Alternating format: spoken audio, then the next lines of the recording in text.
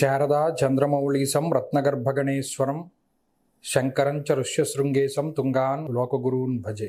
శృంగేరి శారదాపీఠ ఉభయ జగద్గురుల యొక్క పాదపద్మాలకి నమస్కారం చేసుకుంటూ, జ్యోతిష్ శాస్త్రాన్ని భావతరాల వారికి ప్రసాదించిన ఋషుల యొక్క పాదపద్మాలకి నమస్కారం చేసుకుంటూ, అలాగే నాకు ఈ జ్యోతిష విద్యను నేర్పిన గురువర్యులు జ్యోతిష బ్రహ్మ కీర్తిశేషులు శ్రీ ఏరంకి సూర్యనారాయణమూర్తి గారు సూర్యశ్రీ దైవజ్ఞ గారి యొక్క పాదపద్మాలకి నమస్కారం చేసుకుంటూ, ఓం శ్రీ మహాగణాధిపతి నమః, శ్రీ గురుభ్యో నమః, హరి ఓం. వీక్షకులందరికీ నమస్కారం.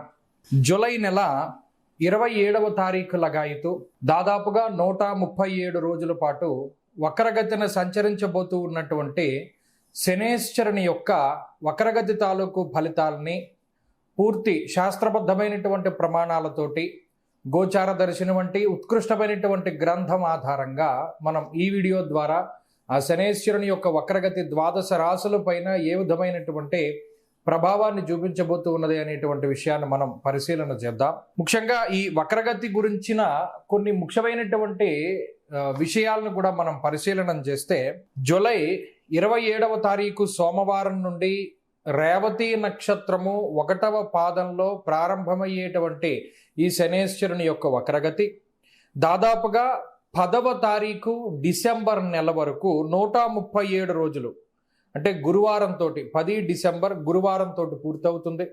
137 రోజుల పాటు ఉత్తరాభాద్ర 4వ పాదము, ఉత్తరాభాద్ర 3వ పాదంలోకి శనేశ్వరుని యొక్క వక్రగతి కొనసాగుతుంది. ఇక్కడ కొన్ని ముఖ్యమైనటువంటి విషయాలు ఏంటి అంటే, 350 డిగ్రీల 36 భాగాల్లో ప్రయాణిస్తూ ఉన్నటువంటి శనేశ్వరుడు వక్రగతిని ప్రారంభించి 343 డిగ్రీల 47 భాగాల వరకు కూడా ఆయన సంచారం జరుగుతుంది. ఇది నేను చెప్తూ ఉన్నటువంటిది కృష్ణమన్స్ ఎఫిమెరీస్ ఆధారంగా చేసుకుని నేను ఈ ఫలితాలను చెప్పడం జరుగుతూ ఉన్నది. అలాగే ముఖ్యంగా గోచారమందు వక్రించినటువంటి ఫలితాలు స్పష్టంగా మూల గ్రంథాల్లో ఎక్కడా కూడా చెప్పబడి లేవు. ఈ విషయాన్ని మనం దృష్టిలో పెట్టుకోవాలి. ఎందుకంటే ఋషులు చెప్పినటువంటి విషయాలన్నీ కూడా రుజు మార్గంలోనే, అంటే ముందుకు ప్రయాణం చేస్తూ ఉన్నటువంటి గ్రహాలకు సంబంధించి, ఫలానా గ్రహం ఇక్కడ ఉంటే ఈ ఫలితం, అక్కడ ఉంటే ఆ ఫలితం అని చెప్పడం జరిగింది తప్పితే ఫలానా గ్రహం వక్రించినప్పుడు గోచారంలో ఈ ఫలితం ఉంది అని ఏ ఋషి కూడా మనకి చెప్పలేదు. ఈ విషయాన్ని స్పష్టంగా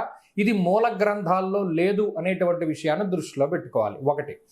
2, కానీ వక్రించినటువంటి గ్రహాలు జాతకంలో లగ్నాత్తు ఏ విధమైనటువంటి ఫలితాలని ఇస్తాయి అనేటువంటిది మూలాల్లో ఉన్నది, మూల గ్రంథాల్లో ఉన్నది. అంటే గ్రహాల తాలూకు అవస్థల గురించి మాట్లాడినప్పుడు ఋషులు కొన్ని మాటలు చెప్పారు. పీడితావస్థ, శక్తావస్థ, ముదితావస్థ, శాంతావస్థ, ఇటువంటి అవస్థల్లో వక్రించినటువంటి గ్రహానికి సంబంధించిన అవస్థని చెప్పడం జరిగింది. అందులో వక్రించిన గ్రహం ఉచ్చక్షేత్రం ఫలితాన్ని ఇస్తుందా, నీచక్షేత్ర ఫలితాన్ని ఇస్తుందా అనేటువంటి విషయాల దగ్గర నుండి, పాపగ్రహాలు వక్రిస్తే ఏ ఫలితము, శుభగ్రహాలు వక్రిస్తే ఏ ఫలితం అనేటువంటి విషయాల వరకు అన్నిటినీ కూడా మూల గ్రంథాల్లో ఋషులు మనకి చెప్పడం జరిగింది. కాబట్టి ఇప్పుడు మనం చెప్పేటువంటి ఫలితాలు లగ్నాధారితంగా కాదు. ఎందుకంటే గోచారంలో ఎప్పుడు లగ్నాన్ని ఆధారితంగా చేసుకుని చెప్పరు, చెప్పకూడదు. పేరులోనే ఉంది. వాడెవడో అడిగేట, ఎవటి పంచపాండవులు ఎంతమంది అని అడిగేట.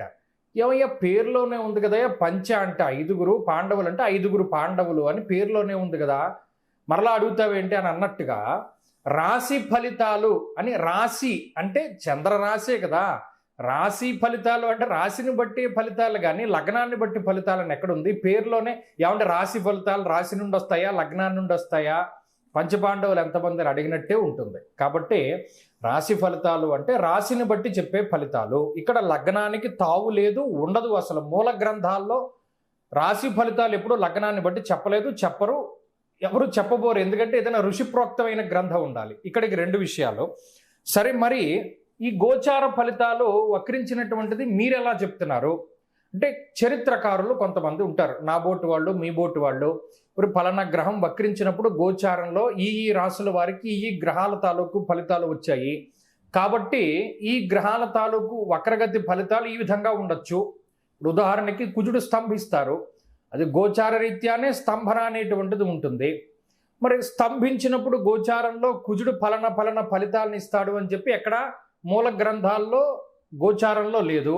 కానీ చారిత్రకంగా, అంటే చారిత్రపరంగా నాలాంటి చరిత్రకారులు లేదా మహానుభావులు ఎవరైనా దర్శించి దాని మీద పరిశోధన చేసినటువంటి వాళ్ళు కొన్ని గ్రంథాల్లో రాస్తే దాన్ని ప్రామాణికంగా చేసి మనం ఇప్పుడు చెప్పబోతూ ఉన్నాం. ఈ విషయాన్ని కూడా దృష్టిలో పెట్టుకోవాలి. సరే, ఇక్కడికి మనం మూల విషయంలోకి వస్తే, శనేశ్వరుని యొక్క వక్రగతి అంతా కూడా మీనరాశిలోనే ఉంటుంది. రాశి మారలేదు. రాశి మారనంత వరకు ఫలితం ఒక విధానంలో ముందుకు వెళుతుంది. రాశి మారిపోతే అంటే కొన్నిసార్లు శనేశ్వరుడు వక్రించి మీనంలో ప్రారంభమై కుంభానికి వచ్చేస్తారు, అప్పుడు ఫలితం మారిపోతుంది. కొంతమంది వక్రించినది మీనంలో కదా కాబట్టి కుంభ ఫలితాన్ని ఇస్తారు, కాబట్టి మేషరాశి వాళ్ళకి ఈయన యోగకారకంగా ఉంటారు అనే విధంగా కూడా మాట్లాడవచ్చును. ఇది వాళ్ళ ఇండివిజువల్ ప్రాస్పెక్టివ్ తప్పితే దీనికి ఆధారం అనేటువంటిది మూల గ్రంథాల్లో లేదు. బహుశా ఏదైనా చరిత్రకారులు వారికి ఆ విధంగా చెప్పి ఉండొచ్చు. కాబట్టి ఇక్కడ అనేక రకాల డిస్ప్యూట్స్ రావడానికి కారణం ఇదే అవుతుంది. మూల గ్రంథాల్లో ఎక్కడా దీని ప్రస్తావన లేదు. ఒరిజినల్గా అయితే మనం చెప్పక్కర్లేదు, కానీ ఇప్పుడు ఉండేటువంటి ఆధునిక పరిస్థితులకు తగ్గట్టు చెప్పవలసిన అవసరం ఉన్నది. ఇక ఫలితాల్లోకి వెళితే, సింహరాశి వారికి అష్టమంలో వక్రగత శనేశ్వరుడు చెవిలో జోరీగలాగానే ఉంటాడు. ఆయన పని పని పని ఎంతసేపు పనితోటి నిమగ్నమయ్యే ఉంటారు. కాలాతిక్రమ భోజనం చేస్తూ ఉంటారు. ప్రతి నిమిషము శ్రమ పడుతూనే ఉంటారు. బరువు తగ్గిపోతూ ఉంటారు. ఎక్కువగా శ్రమ చేస్తూనే ఉంటారు. ఎవరి మీద ఆధారపడకుండా ముందుకు వెళుతూ ఉంటారు. నలిగిపోతూ ఉంటారు. ఎవరైనా ఏదైనా పని చేసినా మీకు నచ్చదు, ఇది నేనే చేసుకుంటాను, వాడు చేయనక్కర్లేదు అనేటువంటి ధోరణిలో కూడా వెళ్ళిపోతూ ఉంటారు. ఎక్కువ మనిషిని నలుపుతాడు శనేశ్వరుడు. ఆయన అంత ఇబ్బంది పెట్టకపోయినా అలానే ఏదైనా ఒక శ్రమ రూపేణా మిమ్మల్ని కొంచెం ఆయన ఎక్కువ ఇబ్బంది పెట్టడానికి అవకాశం ఉంటుంది. అలాగే ఆకస్మికమైనటువంటివి ఎక్కువ జరుగుతూ ఉంటాయి జీవితంలోనూ. ఇదే విషయంలో ఇదే సమయంలో కొంత కోర్టు కేసులు, తగాదాలు, తగువులు ఇటువంటి వాటికి దూరంగా ఉండాలి. ఎందుకంటే వాటిల్లో నలపడానికి ఎక్కువ అవకాశం ఉంటుంది.